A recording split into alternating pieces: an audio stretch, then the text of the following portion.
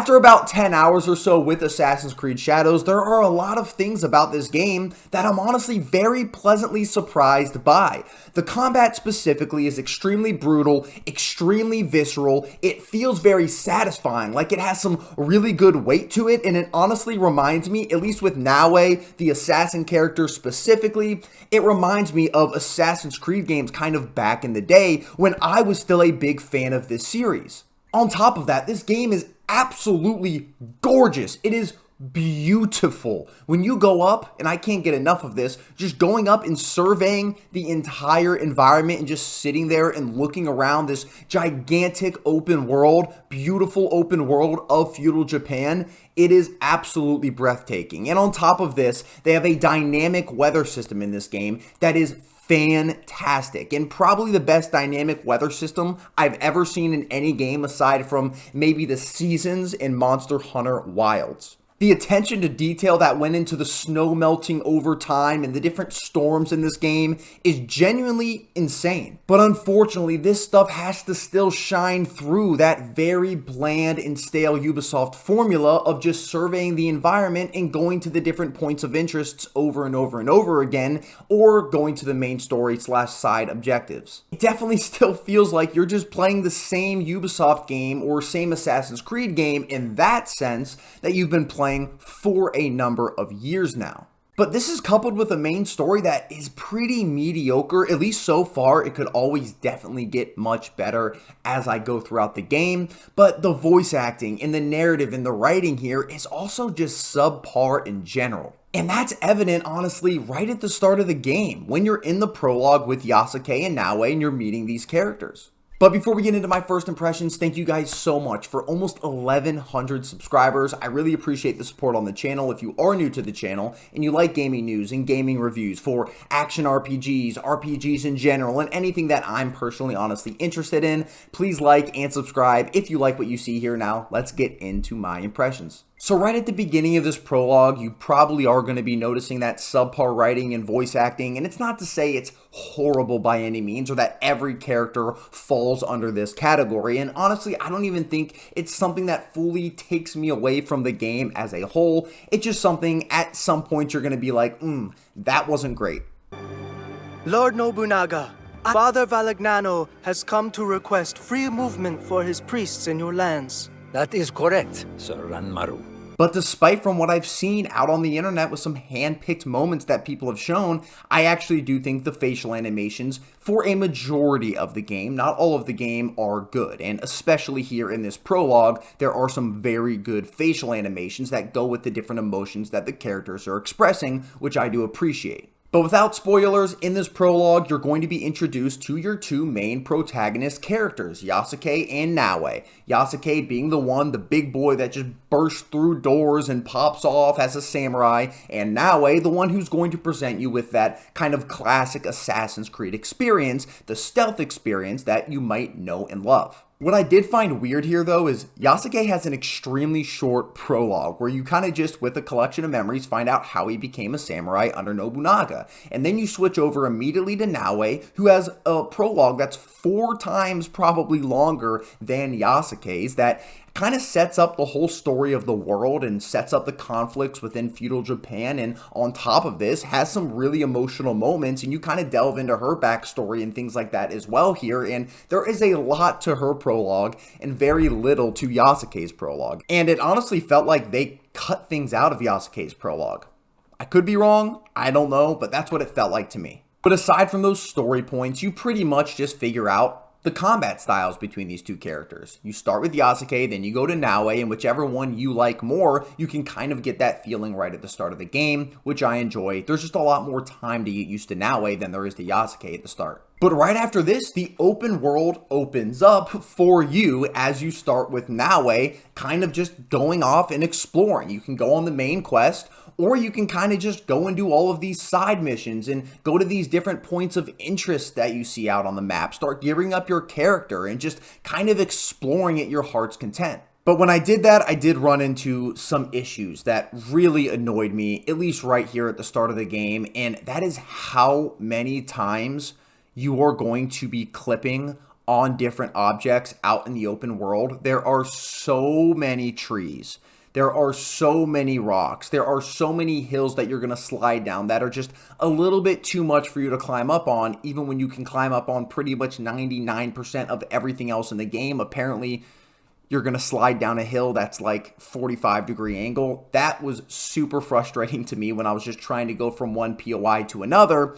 And then when I did get to the first POI, it was a question mark POI, and I just sat there and I meditated, which is fine. You meditate, then you explore some parts of Naoe's backstory. And then I went to the next question mark POI, and I meditated. And then the actual memory kind of started again. And the first thing you learn in that memory after meditating is how to meditate. I don't want to do that ever again in this game. In these memories, though, I actually did enjoy them, and I enjoyed these story points. You go back to when Naoe was kind of learning to be an assassin, and again, I'm not going to go and spoil too much, but I almost wish those were earlier on, and those were actually before some of the points of the prologue, for the sole fact that I think the emotional impact of certain things in the prologue would have meant a lot more to me as a player if I experienced some of her backstory previous to that. But honestly, these really did make me enjoy her as a character more. It gives her a lot more depth when you do these side missions than just going straight through the main story. Now, I haven't really played any of Yasuke yet, other than the prologue. I've just been running around the open world. If you know me and how I play games, I try to just go every POI possible before going on to the next main objective. So I've just been chilling on Naoe. So in my full review, I'll talk more about Yasuke and his character and his story a little bit more in depth there. Now, after that moment, I went over to one of those gigantic castles. You'll remember these as kind of like just big enemy camps in previous Ubisoft games. You destroy them, you loot, you have to kill a certain number of these high-level enemies that are there, or these stronger enemies that are there. It'll unlock the chest, and you get the chest, and you get the loot, and you move on to the next castle. It's pretty, we've seen this before. But I can't lie, I had a lot of fun doing this.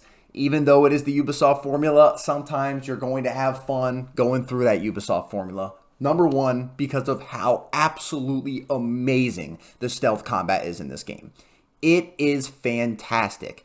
The assassinations feel amazing. There are multiple animations for these. Every time you just slice up an enemy, you get a perfect parry or a perfect dodge. It feels amazing. When you're using your abilities and the whole kind of screen turns a different color while you're using it, it feels very good. It is satisfying. Killing the samurai specifically, the harder enemies.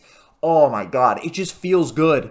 I just absolutely love the stealth combat. It feels incredible. Now, don't get me wrong, the AI is not incredible. I'm playing it on the normal, I'm not playing it on the hard difficulty, but when you're sitting up on a little ledge and nobody can see you, and you throw a kunai right in a dude's face, it just cooks them, and then you jump off, assassinate the other one in one shot, and it's just 1v1, you and the samurai.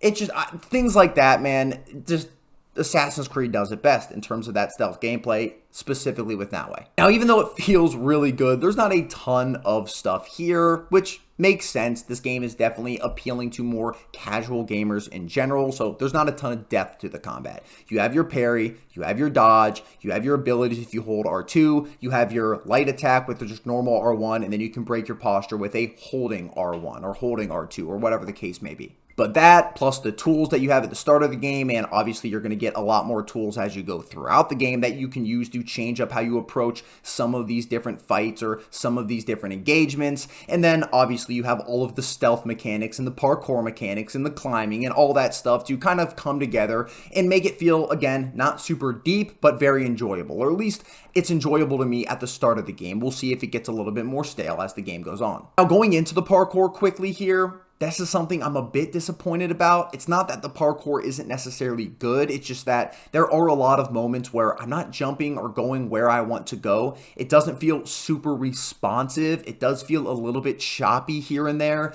The animations don't necessarily match kind of what the character should be doing or what you're trying to do with your character. So that's all I'll say about that. It's definitely not bad. It's appreciated that it's as good as it is. I just think it could be a lot better. And you do have that kind of grappling hook or rope that is very similar to Tsushima, which I love. Now, I do quickly want to talk about the progression here, how you're actually going to be getting stronger when you're going to fight these harder and harder enemies, and you're basically going to do this by putting mastery points into skill trees as you level up. So if you level up, you get mastery points. You put these in a multitude of different skill trees. For example, you might have a katana skill tree where you increase passively the damage of your katana or get more actual abilities to use with the katana. Or you could put it in stealth where you can increase certain assassinations and things when you're actually in stealth and you want that gameplay.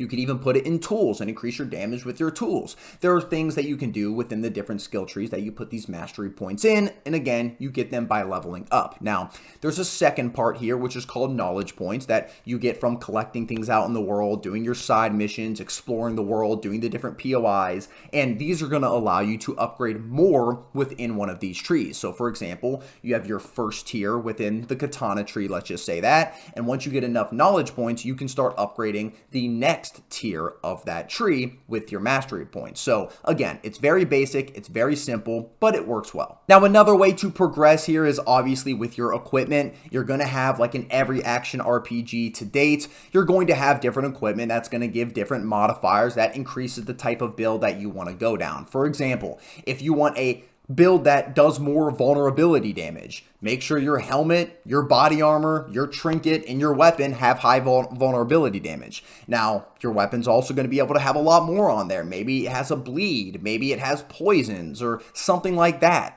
That you can all build down as well. Maybe you just want more straight up damage on your weapon and you don't really care about the other stuff, or you want to go to a posture damage build. All of this is going to be able to be changed based on what you get on your equipment. Now, if your armor is good enough, for example, the legendary armor has this on there, there might be perks and maybe even an empty perk slot. I believe that's what they're called, as perks, that you can, if you have enough of them by just going and doing objectives throughout the world, you can put on these pieces of armor when you upgrade the armor. So they're going to have that as well. That is going to kind of refine your build even more. Again, nothing that is breaking the bank here, but we've definitely seen this before in other games, but it does work very well, and that's why they're probably using it again. Now, before I give my final thoughts here, I quickly do want to say the performance has been pretty flawless for me in general, with how much dynamic is changing within the weather systems and everything like that, and how beautiful and expansive this world is and the insane draw distance that you have. It's kind of surprising how well optimized this game, at least for me, seems to be, and I think the months that this game got delayed really helped that. There are some bugs here though. The biggest one with the mount right at the start of the game, I just couldn't walk forward through a giant open gate. You just couldn't walk through the gate. I was like, what is going on? Am I supposed to be here for a specific quest, even though it's saying my quest is somewhere out in the world? So I had to get off my mount, walk out the gate, remount. Everything was fine. It was extremely weird. Also, with the mount in general, sometimes I'll just be running straight. I don't know if I can find this in the hours of footage that I have, but he's just spinning in circles. Like, I'm trying to go straight and he just spins in a circle and then I can keep going straight again. I'm like, what the hell is going on with this mount? But other than that, I don't think there's been really any other bugs in this game other than one little tiny crash I had, because I have this game through Ubisoft Plus and my internet went out and then the game crashed. I can't play this game without internet because I don't believe they can tell if I have Ubisoft Plus if I don't have internet. So that was more of my internet issue and not a actual Ubisoft or Assassin's Creed Shadows issue. But for my final first impressions here, Assassin's Creed Shadows is much better, I think, than Twitter's going to make you believe that it is. The stealth combat is some of the best the series has ever had. Very visceral, brutal, it feels very good, it has some good weight to it. It might get stale over time, but at the start of the game, it feels incredible. Now, on top of that, the dynamic weather they have, that with the snow melting and just the attention to detail there,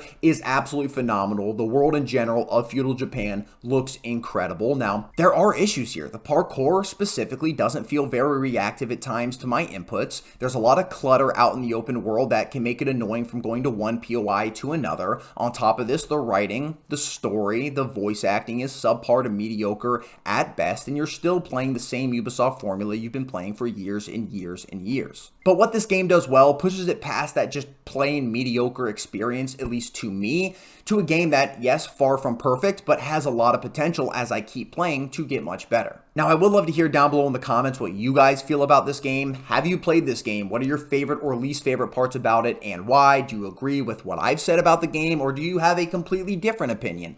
Definitely let me know how you guys feel down below in the comments. Thank you guys so much for watching this video. Please like and subscribe if you did like what you see here. I will be posting my first impressions of Kazan, whatever the hell it is, the first Berserker tomorrow, because I am playing that game today, and then I'll have both of those full reviews out here within the next 4 to 5 days with the best games to play in April. That video is going to be coming out as well. So stay tuned. A lot of videos incoming. I appreciate you guys for the support. I'll see you in the next one. Peace.